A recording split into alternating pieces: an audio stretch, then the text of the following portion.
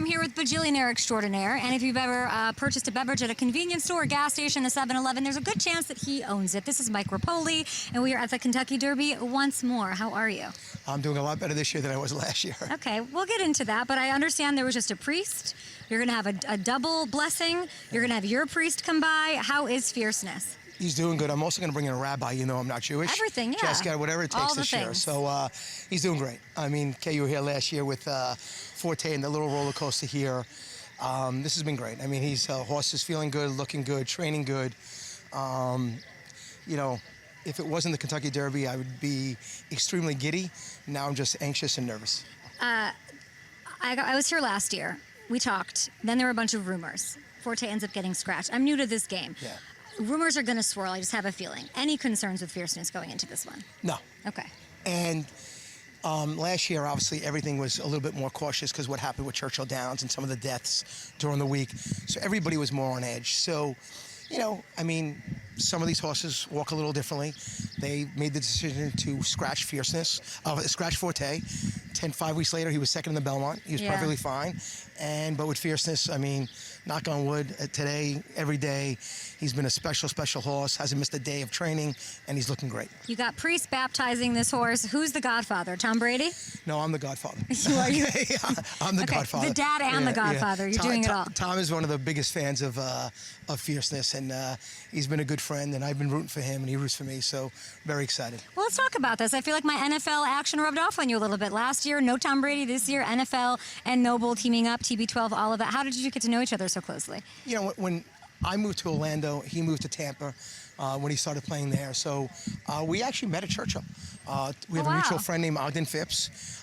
Tom comes to the Derby almost every year. And he was at the suite next to us, and we got talking, and he had TB12, and he was also playing football, and, you know, I'm into wellness brands and nutrition. We started talking about one of his brands, and, you know, turned out to be a really good friendship as, you know, I sold my company, BodyArmor. He was ending his career, and, you know, sometimes through change or adversity in life, you build some friendships, and it merged into NoBull, creating this new wellness brand, and, you know, Tom and I are excited just to spend time and work together. I mean, maybe we'll get a win here. Maybe you should have named the horse Tom Brady, and it would have, you know, changed the luck around even more. If I would have done that knowing Tom, he would have taken credit for the win. And it would not have felt the same as saying my Kentucky Derby winner was Tom Brady. In being partners with Tom Brady, of course, BodyArmor reminds me of Kobe Bryant, two absolute GOATs. What is the one common thread, the strongest common thread between those two?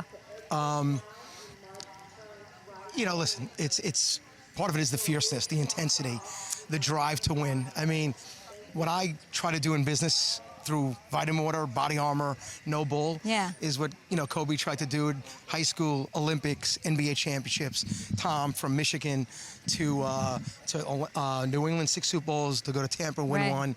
You know, it's really 3 people that have this NoBull ship mentality that want, you know, it's about next year. It's about after you win a championship. I mean, hey, I think Kobe lost 2 NBA Finals. Tom's lost 3 Super Bowls. I've lost 9 Kentucky Derbys, but we're not going to talk about that right now. But you know what? It's about the journey. It's about the chase. It's about the drive. And, you know, we very like-minded people that want to be better versions of themselves today than they were yesterday. Interesting. You don't want to talk about the Derby losses. Give me the mentality. You have Mamba mentality. You have Tom Brady mentality. What is the Mike Repole mentality of sort of getting off the mat and doing this all over again? You know, it's so funny. I think the reason why we gravitated our friendships with Kobe and we gravitated my friendship with Tom is, you know, Kobe gave me one of the biggest compliments. I had to look it up at one time because I didn't know what it meant. But he said, Mike, we're cut from the same cloth. And to me, that was one of the biggest compliments. It's a hell of a compliment. You know, and, you know, listen, there was an intensity about him, you know, and he took it to business. And, you know, it's sad how it turned out, but BodyArmor isn't an $8 billion company and a super successful brand without Kobe Bryant. And, you know, I told him, you know, what Phil Jackson did for you in basketball is what I want to do for you in business. And in turn, he motivated me and inspired me. And, you know, with Tom, you know, I think Kobe and I, on and off business or the court, very similar.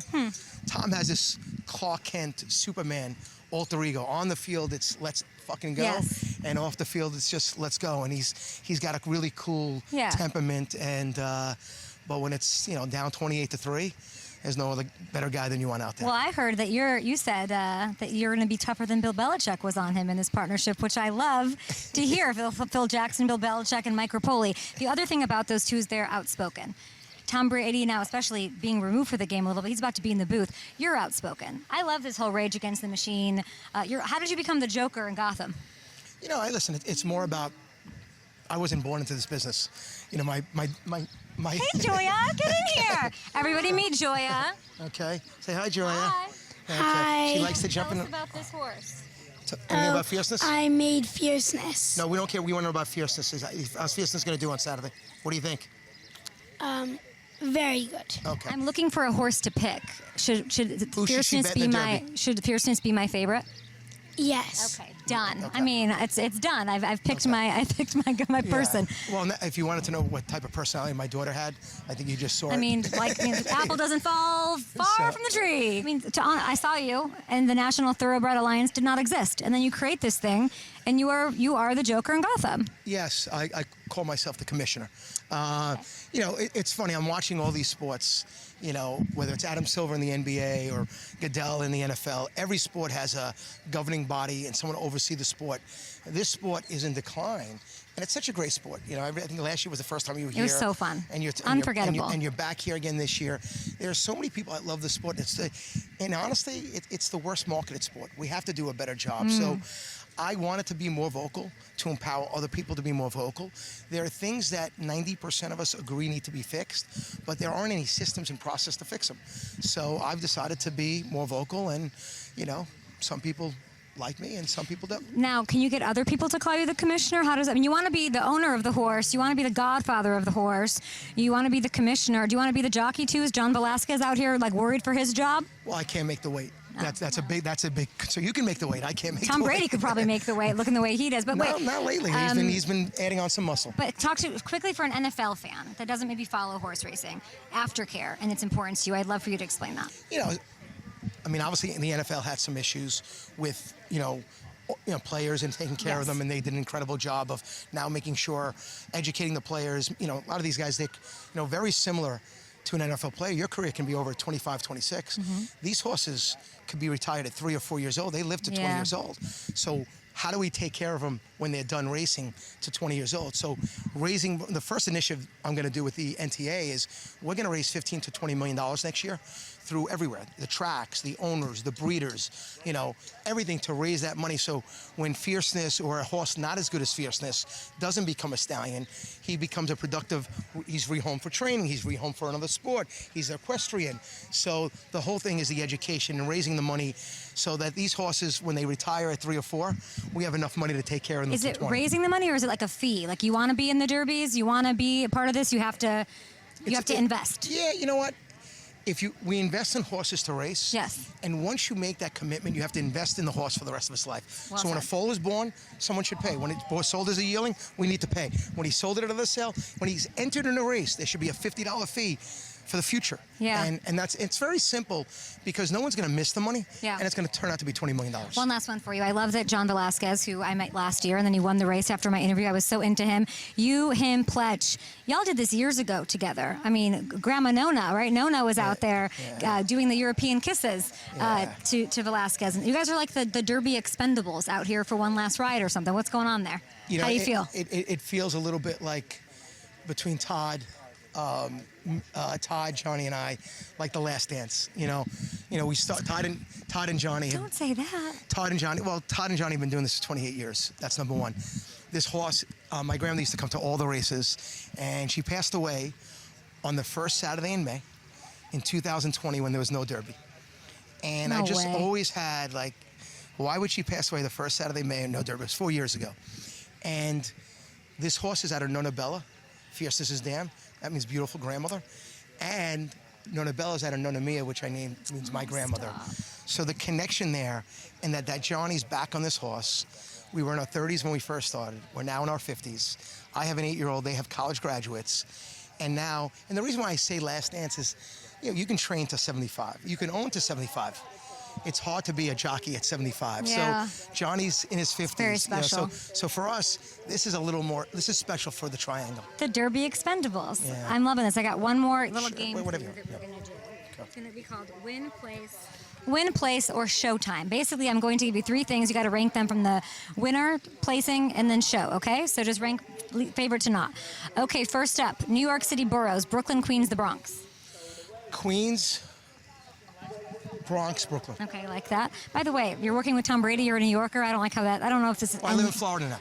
And so does he. What do you disown? you disown New York? What do you mean? You know what? Business is business. Yeah. And no one told me when I had an 8-year-old daughter she had to go to school, and it's easier for wintertime school in Florida. That's why. I like that. Italian-American sports icons: Joe DiMaggio, Vince Lombardi, Mike Piazza. Vince Lombardi, because he's a motivator and the best coach of all time. Okay. Mike Piazza, because I love the Mets and he's Italian. And Joe DiMaggio, because he was great, but he was a Yankee. Also, there we go. Big East basketball teams for next year: UConn, Marquette, St. John's. Who's winning? Who's showing? Who's placing? St. John's, and St. John's. Okay. Are you more mad about St. John's being robbed their tourney spot, or about the state of things in that horse racing in general? More mad about the state of horse racing because of the future, but St. John's played UConn really well, and they should have been in the tournament. Nice first year under Rick Pitino, your buddy. Yeah. Words that the media has used to describe you that I was reading articles: outspoken, cavalier, rebellious. Nice, by the way. I mean, very complimentary. Outspoken, cavalier, rebellious. Which one? Which one's most fitting? I'm going to go Who wins? outspoken. Cavalier was the next one. Uh-huh. And if you instead of rebellious, if they use disruptive, Disruptive. I would have done that first. Okay, I like that. Last one. Let's do some business moguls: Mark Cuban, Barbara Corcoran, or Mike Repole. Mike Repole, Barbara Corcoran, and I got to compete against Mark What do we Cuban. got? What do we got against Cuban? What's Nothing. Cuban got going on? Nothing. I like to compete. Best of luck with fierceness and Tom Brady and everything, in a beautiful family and a beautiful life. And NoBull, of course. And my gear is coming soon. Yes, without that white dress. All right. Thanks, Kay. Appreciate Thanks, Mike. it. I Thank you. appreciate you so much. Thank you.